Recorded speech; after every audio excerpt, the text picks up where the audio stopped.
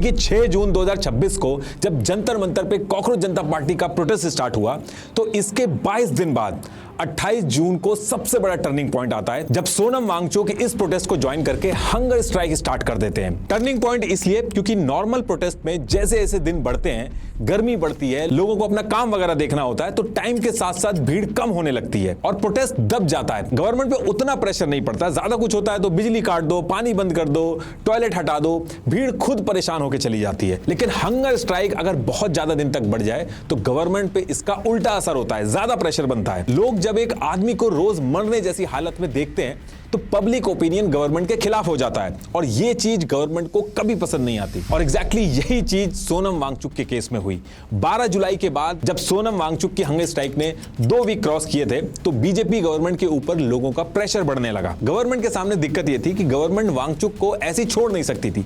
Day by day लोगों की sympathy Wangchuck के साथ जा रही थी और अगर गलती से भी उनको कुछ हो जाता तो एक अवार्ड विनिंग एक्टिविस्ट गवर्नमेंट की आंखों के सामने देश की राजधानी में भूखा मर गया, ये लाइन बीजेपी गवर्नमेंट का कभी पीछा नहीं छोड़ती। और अगर दूसरे ऑप्शन में पुलिस भेज के जबरदस्ती करके टेंट वगैरह हटा दिया जाता, सबको भगा दिया जाता, तो एक 60 साल का आदमी जो वायलेंस नहीं कर रहा है, शांति से लेटा हुआ है, उससे लोग गवर्नमेंट से और ज्यादा गुस्सा होते। और तीसरा ऑप्शन यह था कि धर्मेंद्र प्रधान को रेजिग्नेशन करवा दो, सब अपने आप बंद हो जाएगा। लेकिन उसमें भी दिक्कत यह थी कि बीजेपी गवर्नमेंट वीक दिखेगी। ऑपोजिशन में एक ऐसा मैसेज जाता कि अगर ढंग से प्रोटेस्ट करवा दिया तो इस गवर्नमेंट को कभी भी झुकाया जा सकता है। इनफैक्ट डिफेंस मिनिस्टर ने खुद कहा था कि ये एनडीए की सरकार है, यहां मंत्रियों के इस्तीफे नहीं होते। तो ये जो टाइम चल रहा था, इस टाइम पे इसी तरीके की जद्दोजहद चल रही थी। इन सारे ऑप्शन में से किसी एक ऑप्शन को चूज करने की बजाय प्रोटेस्ट के अंदर एक अलग चीज हो जाती है। होता क्या है कि 15 जुलाई को दिल्ली हाई कोर्ट में एक पीआईएल डाली जाती है कि वांगचुक जो है उनकी हालत बहुत खराब हो गई है, जान तक जाने का रिस्क है, उनको फोर्स फीडिंग करवाई जानी चाहिए ताकि उनकी जान बच सके। अब ये पीआईएल डली तो इसके अगले दिन 16 जुलाई को कोर्ट ने ऑर्डर दे दिया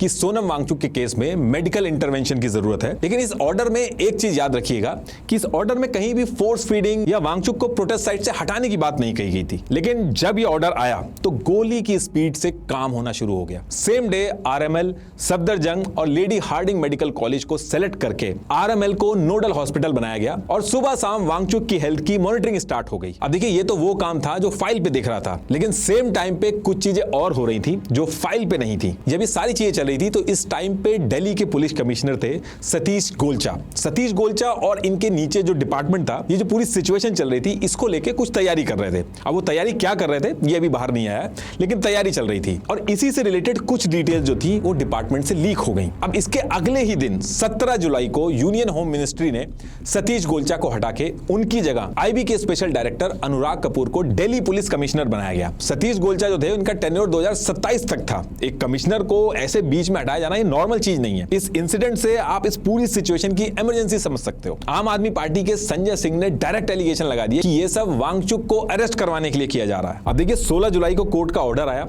17 तारीख को दिन में सतीश गोलचा को हटा के अनुराग कुमार को पुलिस कमिश्नर बनाया गया। मतलब कि कुछ घंटे पहले अनुराग कुमार आईबी में थे। इनकी पूरी जिंदगी इस तरीके के सीक्रेट प्लान बनाने में गुजरी और कमिश्नर बनने के कुछ ही घंटों बाद यानी कि 17 जुलाई को रात को इन्होंने जितने भी न्यू दिल्ली डिस्ट्रिक्ट के स्पेशल कमिश्नर ऑफ पुलिस थे इन सबको एक मीटिंग के लिए बुलाया और इसी मीटिंग में सोनम वांगचुक को जंतर मंतर से उठाने का प्लान बना। अब यहाँ पे क्वेश्चन ये है कि ये जो प्लान था ये आखिर था क्या।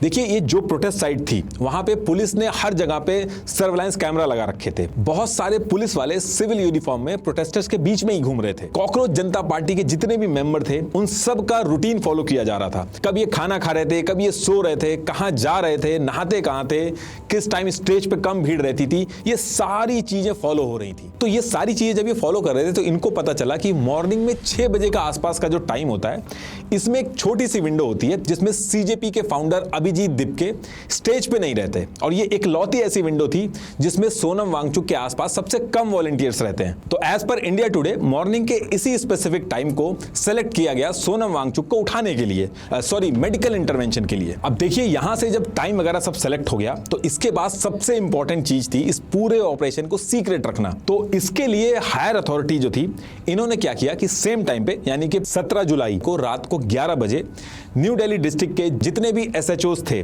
उनके पास एक मैसेज भेजा कि 20 तारीख से पार्लियामेंट का सेशन शुरू हो रहा है। तो इसके लिए आप सब लोग अपने साथ 10-10 पुलिस वाले लेके मॉर्निंग में 3 बजे पार्लियामेंट स्ट्रीट थाना जो है वहां पे पहुंच जाना। और जब ये मैसेज डाला गया 11 बजे के करीब ये मैसेज डाला गया था, इन्हीं सब के बीच में 1 घंटे बाद 12:03 पे प्रोटेस्ट साइट से सोनम वांगचुक ने भी एक वीडियो अपलोड कर दी, जिसमें उन्होंने कहा कि 20 जुलाई को सब लोगों को इकट्ठा होकर पार्लियामेंट की तरफ मार्च करना है। तो अब इसके कुछ ही देर बाद 3 बजने वाले थे और जैसे ही मॉर्निंग में 3 बजते तो उस समय 18 जुलाई हो चुकी थी।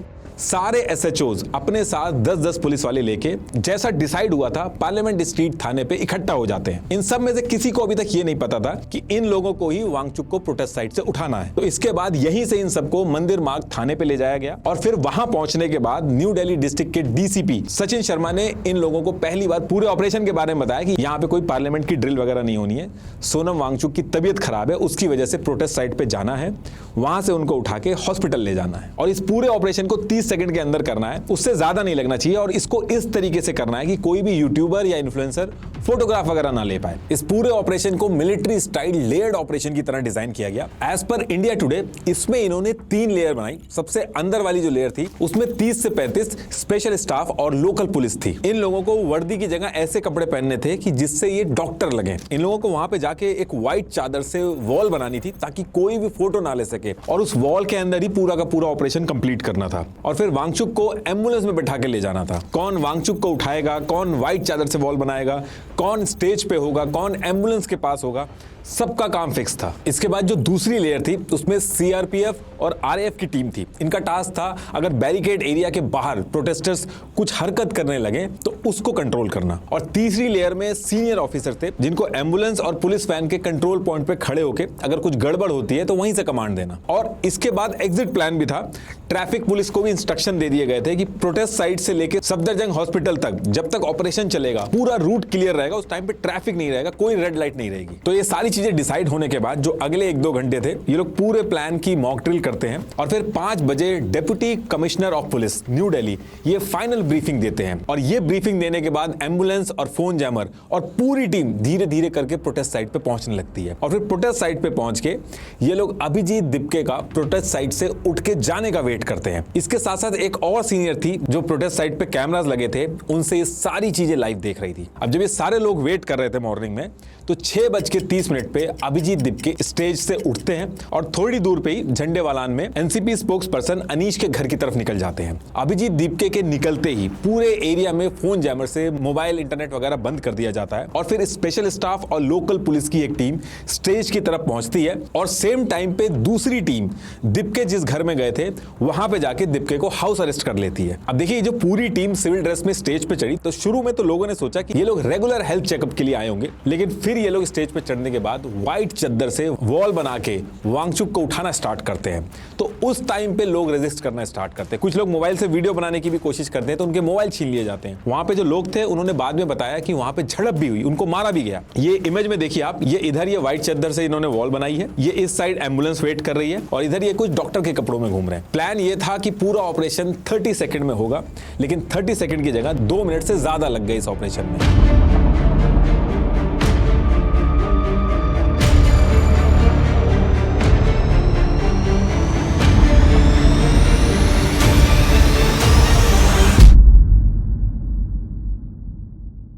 और फिर उसके बाद 7:40 पे ये लोग सोनम वांगचुक को सफदरजंग हॉस्पिटल के इमरजेंसी ब्लॉक के 8th फ्लोर में शिफ्ट कर देते हैं और शिफ्ट होने के बाद दूसरी तरफ जो अभिजीत दिपके को हाउस अरेस्ट किया था उसको भी छोड़ देते हैं। इसके बाद 10 फुट का बैरिकेड लगाया जाता है प्रोटेस्ट साइट के ऊपर और इलेक्ट्रिसिटी की सप्लाई जो थी वो काट दी जाती है। इनफैक्ट अगले 1 घंटे तक मोबाइल नेटवर्क बंद रखा जाता है। सीजेपी प्रोटेस्ट के साथ थोड़ी दूर पे ऑल इंडिया स्टूडेंट्स एसोसिएशन आयसा के नेहा, अमीन और मनीष ये भी प्रोटेस्ट पे बैठे थे। यहां भी एक पुलिस की टीम भेजी जाती है, लेकिन तब तक इन लोगों को पता चल चुका था कि ये आम कपड़ों में पुलिस वाले ही हैं, तो इन लोगों ने ह्यूमन चेन बना के उन लोगों को ले जाने से रोक दिया। अब सोनम वांगचुक सफदरजंग हॉस्पिटल में थे, उसी हॉस्पिटल में इनकी वाइफ भी पहुंचती हैं और पहुंचने के बाद उनको सोनम वांगचुक का पोटेशियम लेवल जो था 2.9 बताया जाता है। अब क्वेश्चन ये है कि ये जो 2.9 पोटेशियम लेवल है ये नंबर इंपॉर्टेंट क्यों है? देखिए पोटेशियम बहुत ज्यादा गिर जाना दिल के लिए बहुत ज्यादा खतरनाक होता है। मतलब कि इस सिचुएशन में ये वो नंबर हो गया था जो डिसाइड करने वाला था जो मरीज है वो हॉस्पिटल में रखना जरूरी है या नहीं। लेकिन ये नंबर देख के वांगचुक की जो वाइफ थी उन्होंने कहा कि कल यानी कि 17 जुलाई को 4:16 पे पोटेशियम लेवल जो था वो 4.3 नॉर्मल रेंज में था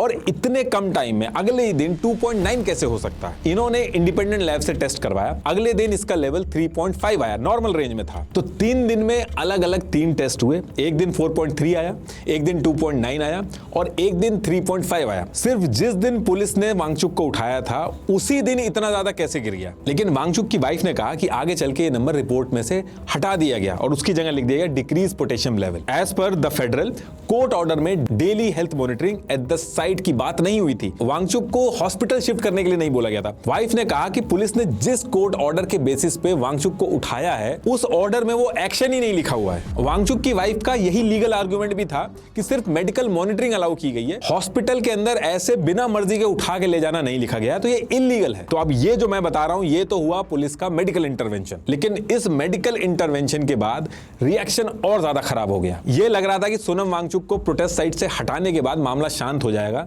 लेकिन इसका उल्टा इफेक्ट हुआ और ज्यादा बढ़ गया ये मामला, क्योंकि इसके बाद जंतर मंतर पे भीड़ 3 से 4 गुना और बढ़ गई। और इसके अगले दिन 19 जुलाई को सबसे बड़ा ट्रिगर पॉइंट बना सफदरजंग हॉस्पिटल से वांगचुक का एक हैंड रिटन नोट जो उनकी वाइफ के थ्रू बाहर आया और फिर ट्विटर पे पोस्ट हुआ। ये उसकी कॉपी है। इसमें अगर आप नीचे देखोगे तो उन्होंने खुद लिख रखा है from my illegal detention at Safdarjung. इस लेटर में वांगचुक ने प्रोटेस्टर्स को बोला कल यानी कि 20 जुलाई को इंडिया की सेकेंड फ्रीडम मूवमेंट है, पार्लियामेंट तक मार्च करो और इसे बड़ी सक्सेस बनाओ। तो कहने का मतलब है कि अब इस पर्टिकुलर पॉइंट से बहुत ही कम टाइम बचा था पार्लियामेंट मार्च शुरू होने में। 20 जुलाई को मॉर्निंग में 9 बजे का टाइम फिक्स कर दिया गया था मार्च के लिए। अब यहां से हर तरफ एक ही बात चलने लगी कि 20 जुलाई को पार्लियामेंट मार्च करनी है। सीजेपी की जो सोशल मीडिया प्रेजेंस है वो बहुत ज्यादा है, बीजेपी और कांग्रेस से भी ज्यादा है। खाली गूगल फॉर्म के थ्रू इन लोगों ने 3.5 लाख साइन अप करवा लिए थे। 24/7 यूट्यूबर और इन्फ्लुएंसर प्रोटेस्ट साइट से डायरेक्ट वीडियो बनाकर सबको मार्च पे आने के लिए बुला रहे थे। हर रील, हर मीम, हर पोस्ट पे बस यही चल रहा था कि 20 जुलाई यानी कि कल 9 बजे पार्लियामेंट पे मार्च करनी है। और सीजेपी जो थी ये अकेले प्रोटेस्ट नहीं कर रही थी,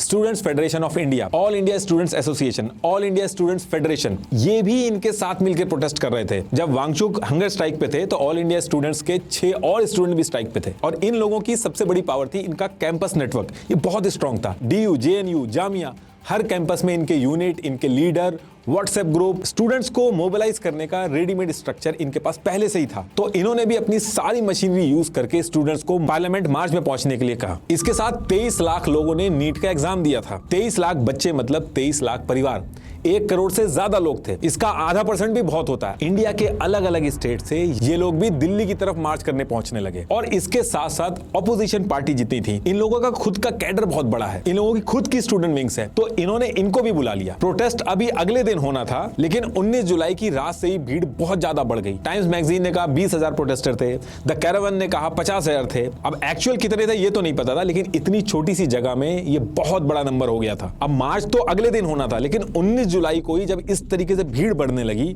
तो पुलिस को समझ में आ गया कि यहां से सिचुएशन खराब हो सकती है। पुलिस ने 19 जुलाई को शाम को 7:23 पे पब्लिक एडवाइजरी इशू कर दी। इसमें इन्होंने ये कहा कि देखो इतने सारे लोग ये जो पार्लियामेंट की तरफ मार्च करने के लिए इकट्ठा हो रहे हैं उसकी कोई भी परमिशन नहीं है। अगर कोई ये करेगा तो ये एक अनऑथराइज्ड मार्च होगा। लेकिन उसके बाद भी भीड़ कुछ भी नहीं मान रही थी। और फिर दिल्ली पुलिस ने क्या किया कि इन्होंने BNSS की धारा 163 लगा दी, मतलब कि एक जगह पे 5 या फिर 5 से ज्यादा लोग इकट्ठा नहीं हो सकते, इसको एक क्राइम माना जाएगा। लेकिन किसी को कोई फर्क नहीं पड़ रहा था, सब पहुंचते चले जा रहे थे। और दिल्ली पुलिस ने रात में ही अपनी पूरी प्रिपरेशन कर ली थी, क्योंकि इनको समझ में आ गया था कि अगले दिन बहुत कुछ होने वाला है। पुलिस ने अलग अलग लेयर बना ली थी।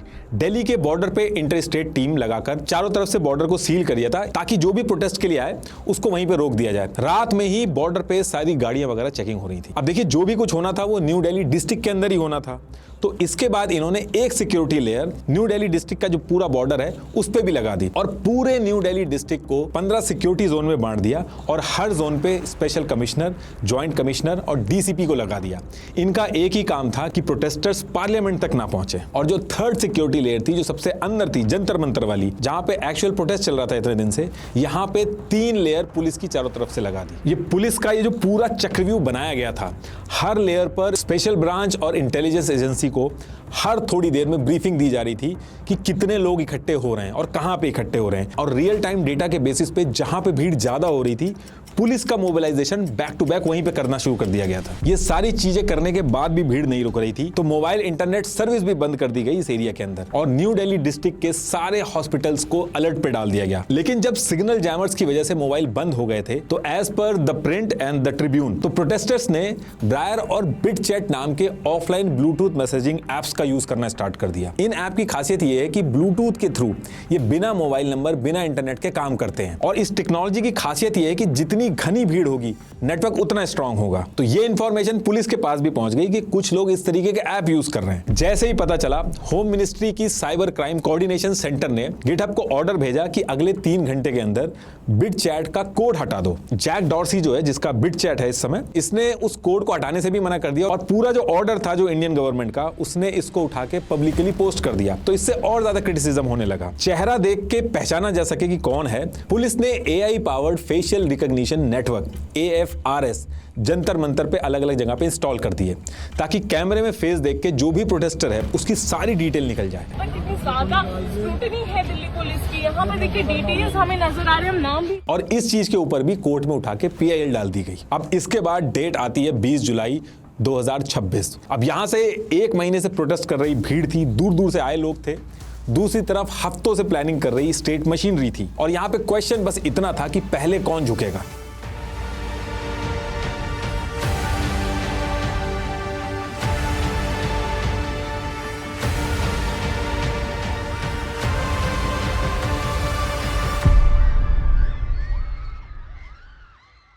अब इसी टाइम पे जंतर मंतर पे एक पत्थरों से भरा हुआ ट्रक खड़ा हुआ मिलता है। अब दिल्ली के बीचों बीच हर तरफ जहां पे पुलिस की बैरिकेडिंग लगी हुई है, पत्थरों के साथ ये ट्रक पहुंचा कैसे? इस पे CJP ने एलिगेशन लगाए कि पत्थरबाजी के केस में फंसाने के लिए पुलिस ने ये किया है। ये जो ट्रक था, इसका नंबर था HR 63E6865। जब इसकी इंक्वायरी की गई तो पता चला कि ये ट्रक 4 दिन पहले 16 जुलाई को एक केस के अंदर दिल्ली पुलिस ने सीज किया था। ये उस FIR की कॉपी है और सीज करने के बाद इस ट्रक को पार्लियामेंट स्ट्रीट थाना जो था वहां पे पहुंचा दिया गया था। तो अब यहाँ पे क्वेश्चन ये है कि जो पुलिस का ट्रक जो कि सीज हो चुका था, वो वहां तक पहुंचा कैसे? प्रोटेस्टर्स जो थे, उनका प्लान ये था कि 9 बजे ये सारे लोग जंतर मंतर पे इकट्ठा होंगे और फिर वहां से ये लोग प्रेसिडेंट द्रौपदी मुर्मू जी के नाम एक लेटर लिख के पार्लियामेंट के गेट नंबर 38 तक जाएंगे और ये लेटर प्रेसिडेंट को देके वापस आएंगे। तो सारी चीजें सेट थी।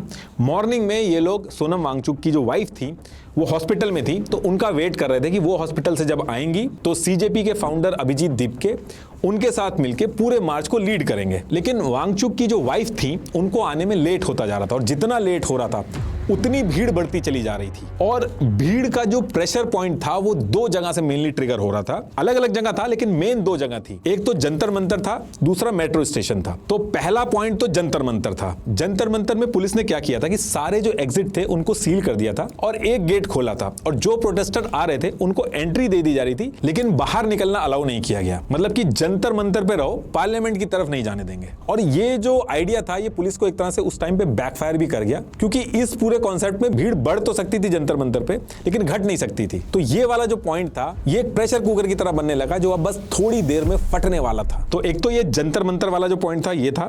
दूसरा ट्रिगर पॉइंट था जो 5 मेट्रो स्टेशन से प्रोटेस्टर्स आ रहे थे। तो पुलिस ने पहले तो उनको रोकने की कोशिश की, जब वो नहीं रुक रहे थे तो वही मेट्रो स्टेशन पे बैरिकेडिंग लगा दी। तो ये 2 बड़े बड़े पॉइंट बने जहां पे भीड़ हर सेकंड बढ़ रही थी और पुलिस के लिए हर सेकंड इनको रोकना मुश्किल होता जा रहा था। ये जो इमेज आप देखोगे, इसमें पार्लियामेंट तक पहुंचने वाली जितनी भी रोड्स हैं जिस पे ये डॉट लगा हुआ है, ये सारे बैरिकेडिंग लगे हुए थे। तो अब इसके थोड़ी देर बाद ही वांगचुक की जो वाइफ थी, वो 10 बजे जंतर मंतर पे पहुंच जाती है और फिर CJP के फाउंडर अभिजीत दीपके जूस पीकर अपना अनशन तोड़कर अनाउंस करते हैं कि संसद मार्ग की तरफ चलो। लेकिन ये बोलने के तुरंत बाद अभिजीत दीपके जो थे, वो स्टेज के पीछे की तरफ गए। तो कुछ लोगों को लगा कि अभिजीत दीपके को ही फॉलो करना है, तो भीड़ का एक ग्रुप दीपके के पीछे ही स्टेज के पास रह गया और दूसरा ग्रुप जो मेन गेट की तरफ था, वो अलग डायरेक्शन में बढ़ने लगा। दूसरा जो मेट्रो स्टेशन पे पुलिस भीड़ को रोक रही थी, ये मार्च वाली बात जब वहां तक पहुंची तो वो लोग भी कंट्रोल से बाहर हुए और आगे बढ़ने लगे। लेकिन इसमें सबसे बड़ी दिक्कत ये हुई कि जो लीडर थे, जिनको मार्च लीड करनी थी, वांगचुक हॉस्पिटल में थे, दीप के पीछे साइड रह गए थे, बाद में ट्रक में आ गए। सौरभ दास और आशुतोष रंका ये जेपी नड्डा के पास थे। सारे ऑपोजिशन लीडर कहां गायब हो गए पता ही नहीं चला। तो ये जो लीडरलेस भीड़ थी इनको कुछ समझ में ही नहीं आ रहा था। तो यहां से भीड़ ने क्या किया कि जो जिस लोकेशन पे था वहीं से बिना किसी कोऑर्डिनेशन के पार्लियामेंट की तरफ पहुंचने लगा। और यही वो पॉइंट था करीब 11 बजे जब सारी चीजें हाथ से बाहर होने लगी। सबसे पहले बैरिकेड तोड़ के प्रोटेस्टर्स एसबीआई बिल्डिंग को क्रॉस करते हैं। 11:15 पे पार्लियामेंट स्ट्रीट पुलिस स्टेशन के बैरिकेड के आगे निकलते हैं। 11:45 पे पटेल चौक और 11:54 पे केरला हाउस। और यहीं से जब भीड़ आउट ऑफ कंट्रोल हुई तो पुलिस ने लाठीचार्ज करना स्टार्ट कर दिया। क्या कर रहे हो? तो पहली चीज तो पुलिस की प्रिपरेशन इस तरीके की होनी चाहिए थी कि ये नौबत ही नहीं आती। और जब ये नौबत आ चुकी थी तो पुलिस को कमर के ऊपर मारना अलाउड नहीं था, लेकिन लाठियों से सर फोड़े गए। गुलामी के टाइम पे उन्होंने गोली मारी, आपने लाठी मारी। किसी का पैर टूटा, कई बेहोश हो गए। एक होता है डंडे से डरा के भीड़ को दूर करना, एक होता है खुंदक निकालना।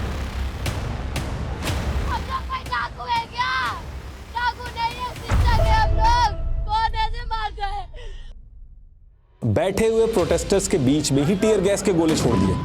कुछ मेल पुलिस वालों के लड़कियों को पीटने के भी वीडियो बाहर आए। कई ऐसे भी वीडियो बाहर आए जहां पुलिस वाले लड़कियों को सेंसिटिव पार्ट पे डंडे से अटैक कर रहे थे। और कुछ लोग सिविल ड्रेस में भी मार रहे थे। क्यों मार रहे थे, कौन थे लोग, कुछ पता नहीं चला। और ये सारी चीजें करने के बाद भी पुलिस बैरिकेडिंग सबको हटा के जो प्रोटेस्टर्स थे संसद से 700 मीटर दूर अशोक रोड और संसद मार्ग के इंटरसेक्शन तक पहुंच गए थे। इनको रोक तो लिया गया लेकिन हर तरफ क्योस हो गया। हर तरफ लाठी डंडे यही सब दिखाई दे रहे थे। कनॉट प्लेस के आउटर सर्किल एक बैटल जोन की तरह बन चुका था। ये वो टाइम था जब पुलिस वालों के ऊपर भी हमले होने लगे। पुलिस ने कहा कि पैलेट गन जो थी वो नहीं चलाई, लेकिन दिल्ली पुलिस का अपना रजिस्टर होता है जिसमें पुलिस अपने ही ऑपरेशन की डिटेल्स लिखती है। जनरल डायरी बोलते हैं उसको। As per Times of India Parliament Street थाने की जनरल डायरी में लिखा था 55 round non electrical shell, 15 round electrical shell, 5 tear gas grenade और 2 राउंड एंटी राइट गन और plastic pellet. As per Times of India ये सारी चीजें डीसीपी रैंक ऑफिसर के ऑर्डर पे की गई। अब देखिए इस प्रोटेस्ट के अंदर बाहर के एलिमेंट थे या ऑपोजिशन के लोग थे, ये बहस चलती रहेगी, लेकिन एक बात से हर कोई एग्री कर रहा है कि इस प्रोटेस्ट में वो स्टूडेंट्स और यूथ भी थे जिनके जेन्युइन इशू थे। एक गरीब आदमी के लिए इस एग्जाम के अलावा और कोई रास्ता नहीं है गरीबी से बाहर निकलने का, लेकिन इसमें भी अमीर लोग अपने पैसे और अपने बड़े कनेक्शन का यूज करके पेपर खरीद लेते हैं। पेपर लीक करा के ये लोग गरीबों का हक मारते हैं। पेपर लीक सिर्फ एक बार नहीं हुआ है, बार बार पेपर लीक हो रहे हैं। पिछले 1.5 साल से मैं खुद इन मुद्दों के ऊपर वीडियो, ट्वीट, शॉर्ट्स, रील सब बना चुका हूं। यूपीएससी का एग्जाम लीक नहीं होता, मतलब एक मैकेनिज्म तो है देश के पास जिससे पेपर लीक रोका जा सकता है। तो फिर ये नीट, एसएससी, इन सब में क्यों पेपर लीक हो रहे हैं? ये कैपेबिलिटी की कमी नहीं है, ये नीयत की कमी है, नेग्लिजेंसी है। गवर्नमेंट अगर चाहे तो ये अगले दिन ही बंद हो जाएगा, बस इंटेंट की बात है। और पेपर लीक होना कोई छोटी मोटी बात नहीं है। एक नीट पेपर लीक से री एग्जाम, स्टूडेंट के ट्रेवल, कोचिंग टाइम, इन सबको अगर मिला दो तो देश का लगभग 2000 से 5000 करोड़ तक का नुकसान हो सकता है। आप कोई भी सर्वे करवा लीजिए, स्टूडेंट्स फ्रस्ट्रेटेड हैं और इनकी कोई बहुत ज्यादा बड़ी डिमांड नहीं है। इनका सिर्फ इतना कहना है कि हमारी जो मेहनत है उसका बस इंसाफ दे दो। लेकिन बदले में इनको क्या मिल रहा है? लाठियां, आंसू गैस, वो बर्ताव जो शायद किसी क्रिमिनल के साथ भी ना किया जाए। और अगर उसमें बाहर के एलिमेंट घुस भी गए हैं तो गवर्नमेंट के पास उस लेवल की कैपेबिलिटी होनी चाहिए कि वो ना घुस पाए, वरना ऐसे तो किसी जेन्युइन कंसर्न के लिए भी कोई प्रोटेस्ट नहीं कर पाएगा। देखिए ये हेडलाइन जो है ये निपट जाएंगी, ये हैशटैग उतर जाएंगे, ये जो वीडियो बना रहा हूं ये भी पुरानी हो जाएगी, सब भूल जाएंगे। लेकिन वो बच्चा जिसका पैर टूटा, वो लड़कियां जिनके साथ बदसलूकी हुई, वो हमेशा याद रखेंगी कि सरकार के दरवाजे पे उनके साथ पुलिस ने क्या किया। वो पुलिस जिसका काम था उनको प्रोटेक्ट करना।